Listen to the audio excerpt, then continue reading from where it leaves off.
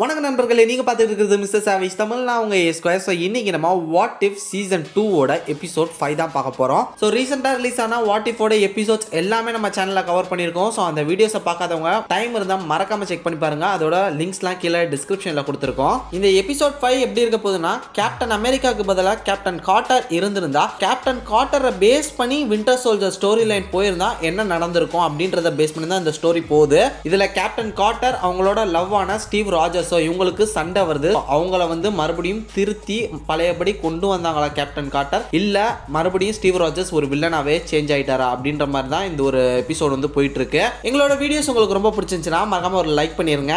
சரி, ஓகே, இன்னைக்கு நம்ம பார்க்க போறது வாட் இஃப் சீசன் 2 எபிசோட் 5. ஆரம்பிக்கலாமா? இந்த எபிசோட் எங்கேருந்து ஸ்டார்ட் ஆகுதுன்னா, அவெஞ்சர்ஸ் பார்ட் 1 படத்தோட அந்த ஒரு சிட்டாரி ஃபைட். ஸோ அதுலேருந்து தான் ஸ்டார்ட் ஆகுது. இந்த வெர்ஷன் ஆஃப் இந்த சிட்டாரி ஃபைட்டில் நம்ம கேப்டன் கார்ட்டர் தான் இருக்காங்க, கேப்டன் அமெரிக்கா இல்லை. அது மட்டும் இல்லாமல் நம்ம ஹல்க்கும் வந்து பார்த்தீங்கன்னா டீமில் இல்லை, வேஸ்ட் தான் இருக்காங்க. இது வந்து கொஞ்சம் புது டீமாக இருக்கு. ஸோ இந்த பேட்டில் அவங்க எப்பயும் போல சண்டை போட்டு இருக்காங்க. பட் நம்ம நட்டாஷாவும் கேப்டன் கார்ட்டரும் சேர்ந்து ஸ்டார்க் டவரில் ஏறி நம்ம லோக்கியை போட்டு பொழந்து கட்டுற மாதிரி இந்த ஒரு எபிசோட் வந்து ஸ்டார்ட் பண்ணுறாங்க. ஸோ எபிசோட் ஸ்டார்ட் பண்ணுறாங்கன்னா உங்களுக்கே தெரியும், எப்பயும் போல வாட்சர் அவரோட அந்த யூனிக்கான கிரெடிட்ஸை வந்து ஸ்டார்ட் பண்ணுறாரு. சோ வாட் இஃபோட ஸ்டார்டிங் கிரெடிட்ஸை பேசி முடிச்சு அவரோட அந்த இடத்தை அவர் ரெடி பண்ணிட்டு இருக்காரு. மறுபடியும் அவர் இருக்கக்கூடிய அந்த மிரர், அந்த ஒரு டைமென்ஷன் வந்து பாத்தீங்கன்னா அப்படியே மொத்தமா உடைஞ்சிருக்கும். அதுக்கான காரணம் என்னன்றத சீசன் 1 பார்த்தவங்களுக்கு தெரியும். அந்த மிரர் மூலமா தான் பாத்தீங்கன்னா அவர் பல டைம் லைன்ல என்ன நடக்குதுன்ற விஷயங்கள் எல்லாத்தையும் பார்ப்பாரு. பட் அந்த மிரரே உடைஞ்சதுக்கான முக்கியமான காரணம் நம்ம அல்ட்ரான் வந்து பாத்தீங்கன்னா ரொம்ப பவர்ஃபுல்லான அல்ட்ரானா மாறி இருப்பாரு சீசன் 1ல. அவரு நம்ம வாட்சரை கண்டுபிடிச்சு இந்த மிரர்லாம் உடைச்சிட்டு வந்து சண்டை போட்டுருப்பாரு. அங்க பயங்கரமான ஃபைட்டே இவங்க ரெண்டு பேருக்குள்ள போயிருக்கும். இப்போ அந்த ஃபைட்லாம் முடிச்சு அவங்க எல்லாரையும் பிடிச்சதுக்கு அப்புறம் இவர் மறுபடியும் அதை எல்லாத்தையும் சரி பண்ணிட்டு இருக்காரு போல. ஸோ சரி பண்ணிட்டு இருக்கும்போது கேப்டன் கார்ட்டரை பார்த்து, கேப்டன் கார்ட்டர் ஒரு யூனிக்கான ஒரு டைமென்ஷன்ல ஒரு பேரலல் யூனிவர்ஸ்ல உருவான ஒரு அமேசிங்கான ஒரு கேரக்டர். இவங்களை பத்தி எவ்வளவு சொன்னாலும் பத்தாது, அவ்வளோ அமேசிங்கான ஸ்டோரிஸ் இவங்களோடது. சரி, இப்போ அவங்களோட ஸ்டோரி என்னன்னு பார்க்கலாம் அப்படின்னு சொல்லி நம்ம வாட்சர் வந்து சொல்றாரு.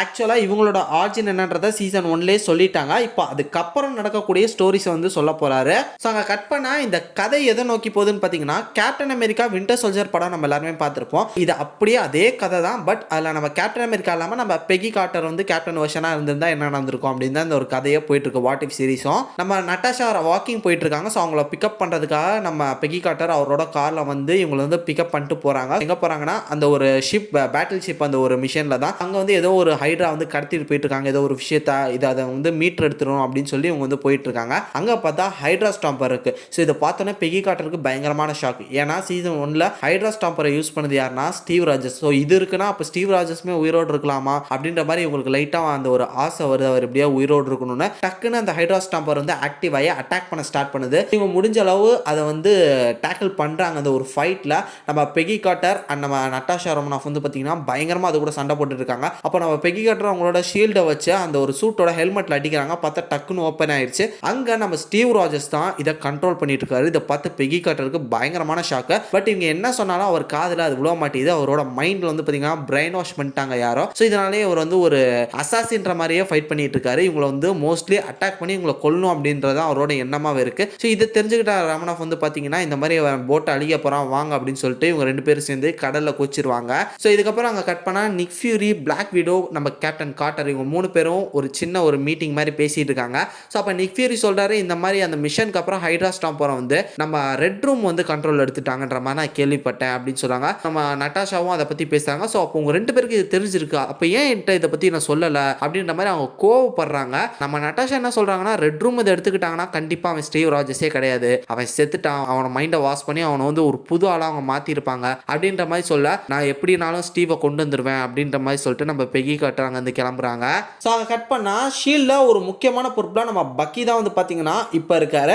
அவர் ஒரு முக்கியமான மீட்டிங் பேசிட்டு இருக்கும்போது டக்குன்னு நிறைய பேர் வந்து, சார் இந்த மாதிரி உங்களுக்கு ஆபத்து நடக்க போகுது, உங்களை காப்பாற்றணும் அப்படின்னு சொல்லும் போதே ஹைட்ரா ஸ்டாம்பர் வந்து அந்த இடத்துல மிகப்பெரிய அட்டாக் வந்து ஏற்படுத்துது.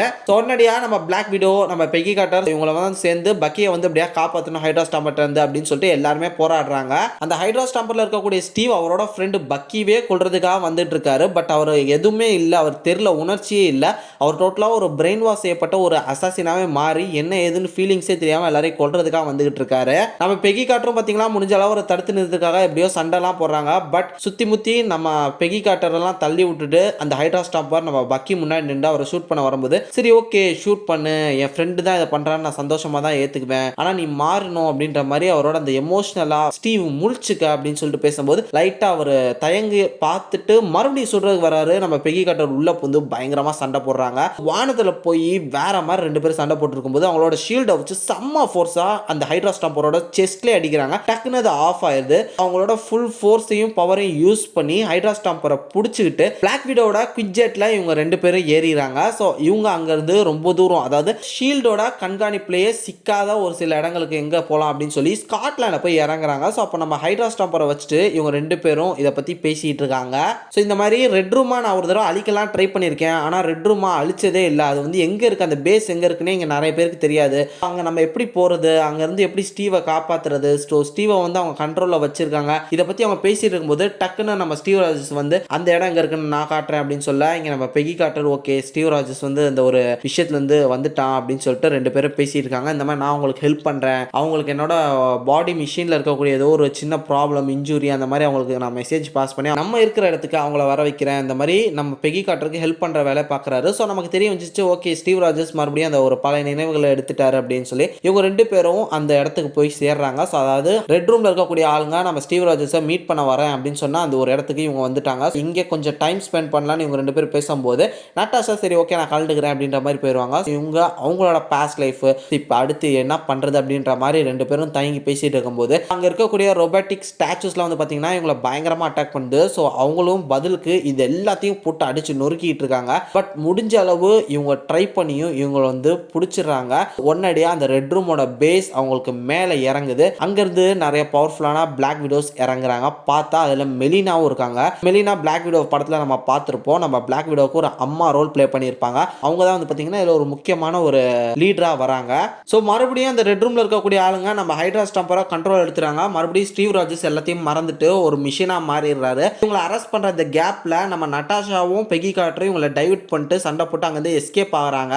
அந்த மொத்த பிளாக் விடோஸ்மே இப்போ நம்ம நட்டாஷாவை தேடிட்டு இருக்காங்க. அந்த ஹைட்ரா ஸ்டாம்பர் நம்ம பெகி கார்ட்டரை வந்து டார்கெட் வச்சிருக்காங்க. ஸோ இங்கே ரெண்டு பேரும் அவங்கள அட்டாக் பண்ணிட்டு இருக்காங்க. அப்போ பெகி கார்ட்டருக்கும் ஹைட்ரா ஸ்டாம்புக்குலாம் வந்து பார்த்தீங்கன்னா பயங்கரமான ஃபைட்டே போயிட்டு இருக்கு. ஒரு வாட்டர் டேங்க்லாம் ஏறி அவங்க சண்டை போட்டு இருக்காங்க. பேரலாக இங்கே black widows versus black widow அப்படின்ற மாதிரி அவங்க மொத்த கேர்ள்ஸுக்கும் இவங்களுக்கும் வந்து பார்த்தீங்கன்னா செம ஃபைட்டு போயிட்டு இருக்கு.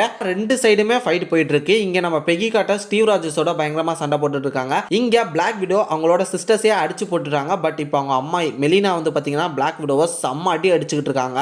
ஐ மீன் அம்மானா எடுத்து வளர்த்த அந்த ஒரு முறையில் சொல்லலாம். அவங்க அம்மாவாக தான் பார்ப்பாங்க. இப்போ அவங்களே வந்து பார்த்தீங்கன்னா நீ என்ன டிசப்பாயிண்ட் பண்ணிட்ட அப்படின்ற மாதிரி சொல்லிட்டு நம்ம பிளாக் விடோ போட்டு அடிச்சுக்கிட்டு இருக்காங்க. பேரலா இவங்க ரெண்டு டீமுக்கும் பயங்கரமா சண்டை போயிட்டு இருக்கு. இங்க நம்ம பெகி கார்ட்டர் நம்ம ஸ்டீவ் ராஜஸா மறுபடியும் கண்ட்ரோலுக்கு எடுக்கிறதுக்காக எமோஷனலா பேசி ஸ்டீவ் ராஜஸா மறுபடியும் அந்த ஒரு பழைய நினைவுகளை வந்து கொண்டு வந்துடுறாங்க. ஸோ இந்த மாதிரி நீ எனக்கு வேணும் அப்படின்னு சொல்லும் போது இதை நான் அழிச்சாகணும், இதை நான் பண்ணாதான் சரி வரும் அப்படின்ற மாதிரி அவர் மேலே பார்க்குறாரு. இல்லை நீ அதெல்லாம் பண்ண வேணாம், நான் சொல்றது கேளு, நீ எனக்கு வேணும் அப்படின்ற மாதிரி பெகி கார்ட்டர் எவ்வளோ கெஞ்ச ஸ்டீவ் ராஜஸ் வந்து பார்த்தீங்கன்னா ரெட் ரூம் அழிச்சிட்டு அப்படியே நானும் இறந்துடுறேன் அப்படின்ற மாதிரி மேலே போயிட்டு இருக்காரு. ஸோ இதை மெலினா இவங்களை அடிச்சிட்டு இருக்கும்போது நம்ம பிளாக் விடோவும் இதை நோட்டீஸ் பண்ணுறாங்க. உடனடியே அவங்க கிட்ட இருக்கக்கூடிய அந்த ரோப் கன்னை வச்சு நம்ம ஹைட்ரா ஸ்டாம்பரை சுட்டு அதை இவங்க அம்மாவோட காலையும் கட்டிடுறாங்க. ஸோ இப்போ ஸ்டீவ் ராஜஸோட சேர்ந்து மெலினாவும் சேர்ந்து மேலே பறக்கிறாங்க. நம்ம ஸ்டீவ் ராஜஸ் அந்த மொத்த ரெட் ரூமையும் அழிக்கிறாரு. ஸோ மெலினாவும் இறந்துறாங்க, ஸ்டீவ் ராஜஸ் இறந்துறாங்க. அந்த மொத்த ரெட் ரூமுமே அழிஞ்சிருது. அந்த ரெட் ரூம் அந்த ஒரு மிகப்பெரிய அந்த ஒரு ஸ்பேஸ் ஷிப்பே வந்து பார்த்தீங்கன்னா இடிஞ்சு உடஞ்சி கீழே வந்துட்டு இருக்கு. ஸோ இங்கே இருந்தால் நம்மளும் செத்துருவோம்னு சொல்லிட்டு இவங்க ரெண்டு பேரும் ஓடிடுறாங்க. அவ்வளோதான், ஸ்டீவ் ராஜஸோட ஒரு நல்ல வாழ்க்கையை மறுபடியும் வாழலாம் அப்படின்ற ஒரு சின்ன ஹோப் இருந்தது நம்ம பெகி கார்ட்டருக்கு. பட் அதுவும் நடக்காமல் போயிடுச்சு.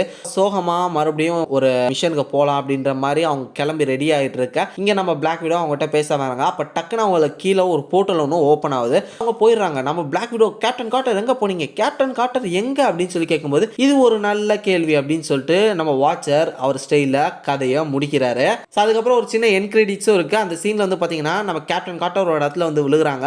அப்போ பார்த்தீங்கன்னா நம்ம நிக் ஃபியூரி ஒரு மேஜிக்கல் சூட் போட்டு அவங்க முன்னாடி வந்து நிற்கிறாங்க. இன்னொரு பக்கம் நம்ம வாண்டா வந்து நிற்கிறாங்க.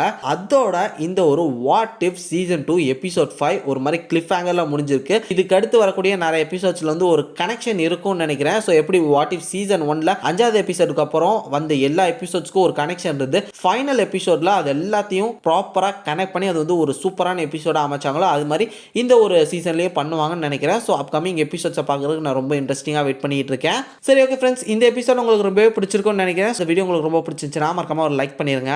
நாளைக்கு வாட் இஃப் சீசன் 2 எபிசோட் 6ல வந்து மீட் பண்ணுறேன். அது வரையும் tata bye bye, take care from A square.